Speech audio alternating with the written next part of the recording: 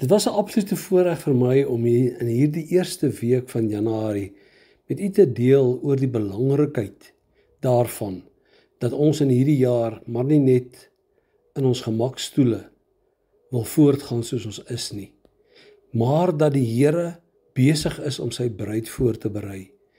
En dat een ding baie belangrik is dat ons denke vernuwe moet word, met ander woorde, dat ons in staat sal wees om daardie gedagtes wat in ons inkom te kan weerstaan en uit ons lewe uit te kry. Onthou daardie lewensriglyn wat sê, wees versigtig wat jy dink, want dit word jou woord. Wees versigtig wat jy sê, want dit word jou aksie. Wees versigtig wat jy doen, dit word jou gewoonte. En wees versigtig met jou gewoonte, want dit bepaal jou karakter.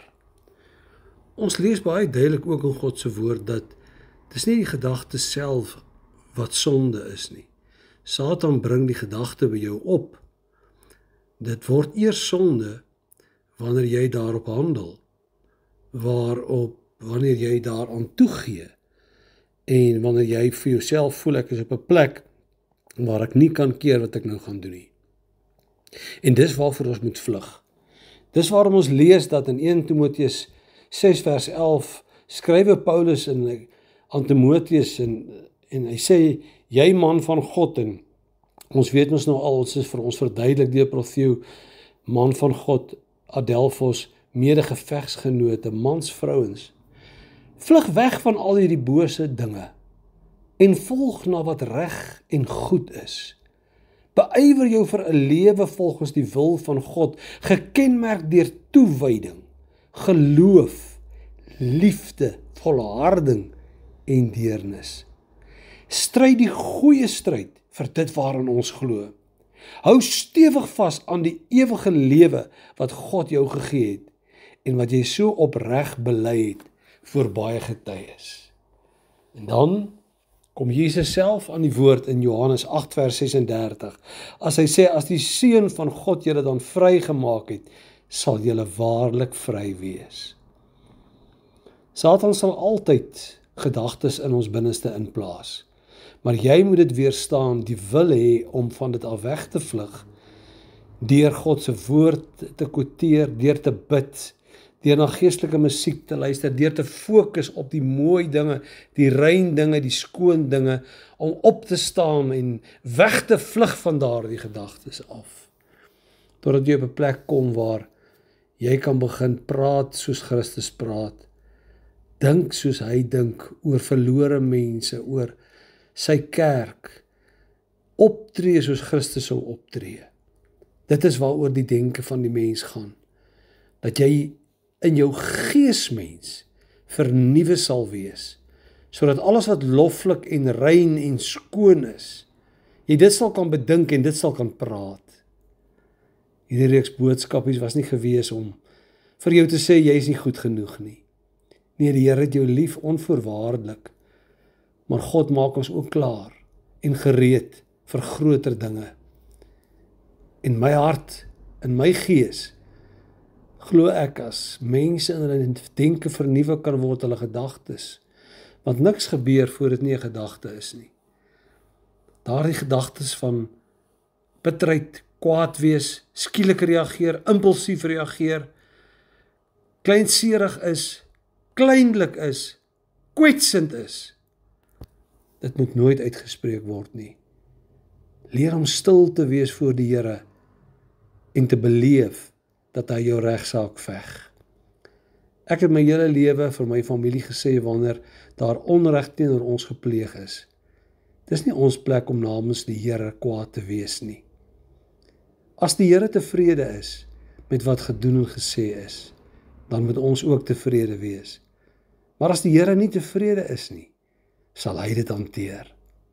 Want hy is die een wat ons regsaak vir ons veg en wat beoordeel.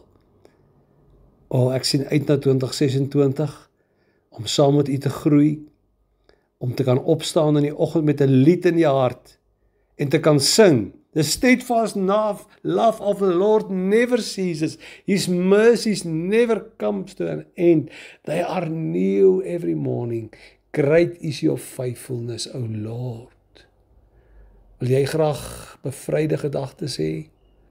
Die eerste ding wat jy doen in die oggend, kniel voor jou bed as jy wakker word en praat eers 'n paar woorde met die Here. Soek sy woord op. Maak jou hart oop en sê, o Heilige Gees, wys my vandag wat U wil hê ek moet doen. En wanneer daar die verkeerde gedagtes kom, weerstaan dit en doen iets om daardie gedagtes uit jou te kry, want dis jou wil wat dit bepaal.